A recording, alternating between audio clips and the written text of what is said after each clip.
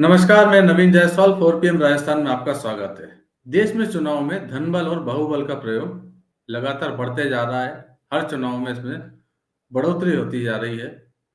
बात चुनाव सुधारों की होती है, लेकिन जब जमीनी हकीकत यह है कि चुनाव ताकत और पैसे का खेल बनता जा रहा है और इसमें पैसे और ताकत का इस्तेमाल लगातार बढ़ रहा है। राजस्थान में इस बार भी चुनाव के अंदर पिछले चुनाव के मुकाबले दोनों का इस्तेमाल ज़्यादा हो रहा है, ऐसा एडीआर की रिपोर्ट कह रही है।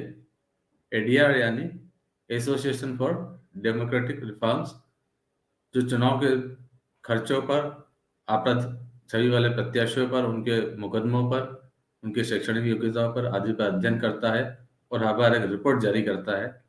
एडीआर ने इस बार जो रिपोर्ट जारी की है 2023 के विधानसभा चुनाव को लेकर कि कितने प्रत्याशी हैं और उनके कितनों के आपराधिक मुकदमे हैं, वो कितने करोड़पति हैं, तो वो रिपोर्ट भी यही बताती है कि पिछले चुनाव के मुकाबले इस बार करोड़पति प्रत्याशी भी बढ़ गए हैं और आपराधिक छवि वाले, मुकदमे वाले वो प्रत्याशी भी बढ़ गए हैं। इसमें कोई भी पार्टी पीछे नहीं है, नेशनल पार्टियां भी और स्टेट की पार्टियां भी और अन्य पार्टियां भी, कोई भी इसमें पीछे नहीं है, लेकिन बीजेपी इसमें सबसे आगे है। तो पूरी रिपोर्ट पर आज चर्चा करेंगे। सबसे पहले बात करते हैं आपराधिक मामलों की। इस रिपोर्ट के अनुसार कुल 1875 प्रत्याशी अभी मैदान में हैं, जिनमें से 326 प्रत्याशी ऐसे हैं जिन्होंने आपराधिक मामले घोषित किए हैं।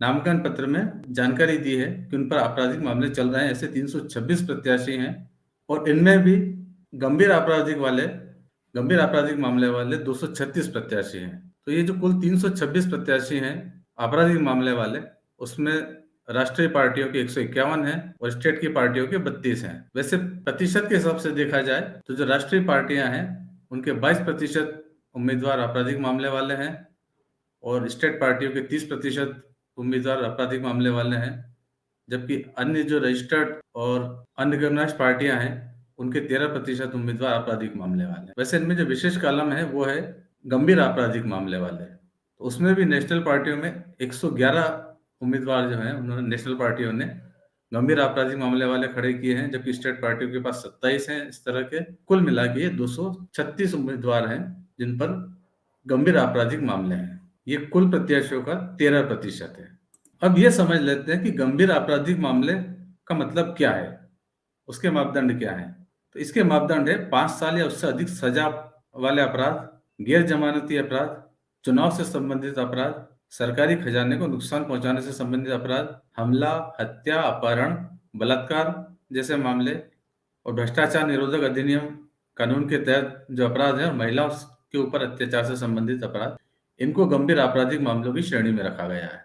तो 1875 में से 326 यानी 17% उम्मीदवारों ने अपने ऊपर आपराधिक मामले घोषित किए। इनमें से 236 यानी 13% उम्मीदवारों के ऊपर गंभीर आपराधिक मामले हैं और इन मामलों को जब हम पिछले चुनाव से तुलना करते हैं 2018 के चुनाव से, तो इनकी संख्या बढ़ जाती है। राजस्थान में 2018 के चुनाव में 320 उम्मीदवार आपराधिक मामले के थे, जिसमें से 195 गंभीर आपराधिक मामले के थे, लेकिन इस बार इनकी संख्या बढ़ गई है। ये जो ग्राफ बना हुआ है आपके सामने, इस ग्राफ में 2018 और 2023 के दोनों के आंकड़े दे रखे हैं, कुल आपराधिक मामले और गंभीर आपराधिक मामलों के। ग्राफ में जो 2018 का कॉलम है वो बता रहा है कि पिछली बार आपराधिक मामले वाले प्रत्याशी 15% थे, इस बार उनका प्रतिशत बढ़कर 17 हो गया है और इनमें भी जो गंभीर आपराधिक मामले वाले प्रत्याशी हैं, पिछले चुनाव में 9% थे, लेकिन इस बार उनका प्रतिशत बढ़कर 13 हो गया है। अब बात करते हैं पार्टी वाइज, किस पार्टी ने कितने प्रत्याशियों को जो आपराधिक छवि वाले हैं या आपराधिक केस वाले हैं उनको अपने टिकट दिए हैं। तो इसमें सबसे ज्यादा बीजेपी सबसे आगे है। पिछली बार उसने 33 उम्मीदवारों को टिकट दिए थे जिन पर आपराधिक मामले थे, लेकिन इस बार उनकी संख्या बढ़कर लगभग डबल 61 हो गई है। कांग्रेस ने पिछली बार 43 को दिए थे, जो इस बार बढ़कर 47 हो गए हैं। हालांकि बसपा और आप के कैंडिडेट इस बार पिछले बार के मुकाबले घट गए हैं। बसपा ने पिछली बार 31 प्रत्याशियों को टिकट दिए थे जो आपराधिक मामले वाले थे, लेकिन इस बार उसकी संख्या सिर्फ 12 है। आपने भी पिछली बार 26 ऐसे प्रत्याशियों को टिकट दिए थे, उनकी संख्या इस बार 18 है। वैसे आरएलपी जो है, राष्ट्रीय लोकतांत्रिक पार्टी, उसने इस बार ज्यादा टिकट दिए हैं आपराधिक मामले वालों को। पिछली बार सिर्फ 9 कैंडिडेट थे उसके आपराधिक मामले वाले, लेकिन इस बार 28 कैंडिडेट हो गए हैं। सीपीएम के पिछली बार 16 कैंडिडेट थे, इस बार 13 हो गए हैं। और जो इंडिपेंडेंट है, उसमें पिछली बार 92 प्रत्याशी 92 प्रत्याशी आपराधिक मामले वाले थे, इस बार 97 है। यही बात यदि प्रतिशत में की जाए तो नीचे जो चार्ट बना हुआ है उससे साफ समझ में आता है। बीजेपी है, बीजेपी के पिछली बार 17% उम्मीदवार आपराधिक मामले वाले थे, इस बार 31% हो गए हैं। कांग्रेस के पिछली बार 22 थे जो बढ़कर 24% हो गए हैं। बसपा के 17% थे जो घटकर 6% रह गए हैं। आपके 18% थे, अब 21% हो गए हैं। बीटीपी भारतीय ट्राइबल पार्टी के 10% थे जब 12% हो गए हैं। और आरएलपी के 17% थे जो 36% हो गए हैं। सीपीएम के 73% थे, 72% हुए हैं, मामूली सा अंतर है। और इंडिपेंडेंट पिछली बार 12% थे, इस बार 13% आपराधिक मामले वाले हैं।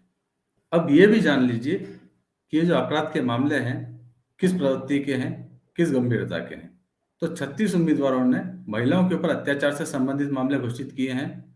इन 36 में से एक उम्मीदवार ने अपने ऊपर रेप का मामला बताया है और 4 उम्मीदवारों ने अपने ऊपर हत्या दफा 302 के मामले घोषित किए हैं, जबकि 34 उम्मीदवारों ने अपने ऊपर हत्या का प्रयास यानी आईपीसी 307 से संबंधित मामले घोषित किए हैं। और अब बात करते हैं करोड़पति उम्मीदवारों की। तो कुल 1857 जो प्रत्याशी हैं, उनमें से 651 प्रत्याशी करोड़पति हैं। इनमें 259 प्रत्याशी ऐसे हैं जिनकी संपत्ति 5 करोड़ से ज्यादा है, जबकि 2 करोड़ से लेकर 5 करोड़ तक की संपत्ति वाले 200 प्रत्याशी हैं और 50 लाख से 2 करोड़ तक की संपत्ति वाले 408 प्रत्याशी हैं। पिछले चुनाव से यानी 2018 के चुनाव से तुलना की जाए तो इस बार करोड़पति प्रत्याशियों की संख्या बढ़ गई है। इस बार 651 प्रत्याशी यानी 35% प्रत्याशी करोड़पति हैं, जबकि पिछले चुनाव में 27% उम्मीदवार ही करोड़पति थे। अब पार्टी वाइज करोड़पति उम्मीदवारों की बात की जाए तो बीजेपी में सबसे ज्यादा 88% उम्मीदवार करोड़पति हैं। वैसे हम नंबरों की बात कर लें पहले, तो बीजेपी के 176 उम्मीदवार करोड़पति हैं, जबकि कांग्रेस के 167 हैं, 167। बसपा के 36 उम्मीदवार हैं और आपके 29 उम्मीदवार हैं। भारतीय ट्राइबल पार्टी जो आदिवासियों की पार्टी, उसका सिर्फ एक उम्मीदवार करोड़पति है, जबकि आरएलपी के 36 उम्मीदवार करोड़पति हैं और सीपीएम के 5 उम्मीदवार करोड़पति हैं, जबकि 151 इंडिपेंडेंट भी करोड़पति उम्मीदवार हैं। साथ में जो आपको ऊपर एक ग्राफ नजर आ रहा है हरे रंग का, ये कैंडिडेट का परसेंटेज दिया हुआ है जो ये बताता है कि बीजेपी के 88% उम्मीदवार करोड़पति हैं, जबकि कांग्रेस के 84% और आरएलपी के 46% उम्मीदवार करोड़पति हैं। आपके 34% और सीपीएम के 28% उम्मीदवार करोड़पति हैं, जबकि 21% निर्दलीय उम्मीदवार भी करोड़पति हैं।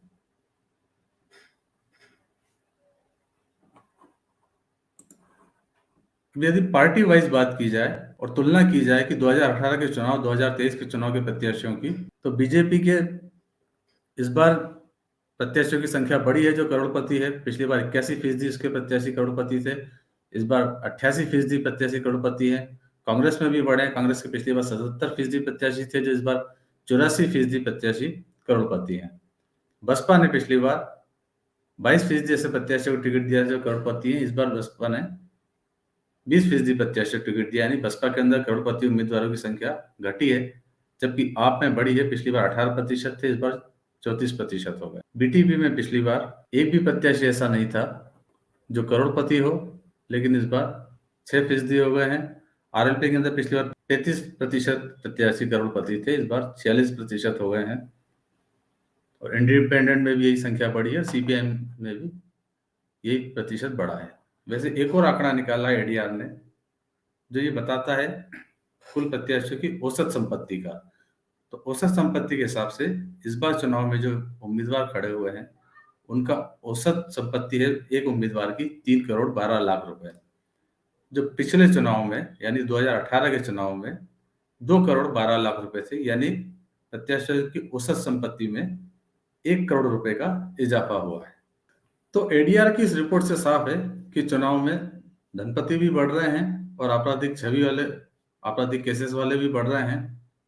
चुनाव आयोग हर बार कोशिश करता है, उसने नियम भी निकाल रखे हैं कि प्रत्याशियों को अपने आपराधिक रिकॉर्ड की जानकारी देनी होगी। पहले नामांकन में शुरू किया, अब अखबारों में विज्ञापन देने की भी अनिवार्यता कर दी गई है। इसके अलावा इस बार एक और नियम बनाया गया है कि पॉलिटिकल पार्टियों को भी बताना पड़ेगा कि उन्होंने आपराधिक छवि वाले कितने प्रत्याशियों को टिकट दिए हैं और क्यों दिए हैं। हालांकि इसके बावजूद जो आंकड़े हैं वो बताते हैं कि इससे पार्टियों पर कोई फर्क नहीं पड़ा है। उन्होंने बेधड़क सिर्फ जीता हुआ उम्मीदवार देखकर ऐसे प्रत्याशियों को टिकट दिए हैं जो पैसे वाले तो हैं ही, आपराधिक केसेस वाले भी हैं। फिलहाल इस वीडियो में इतना ही। अंत में एक बार फिर आपसे अपील है, 4PM राजस्थान को ज़्यादा से ज़्यादा सब्सक्राइब करें और उस वीडियो के लिंक को ज़्यादा से ज़्यादा शेयर करें, ताकि इस खबर से लोग जान सकें कि कितने प्रत्याशी धनबल वाले हैं, कितने बाहुबल वाले हैं जो चुनाव लड़ रहे हैं। नमस्कार।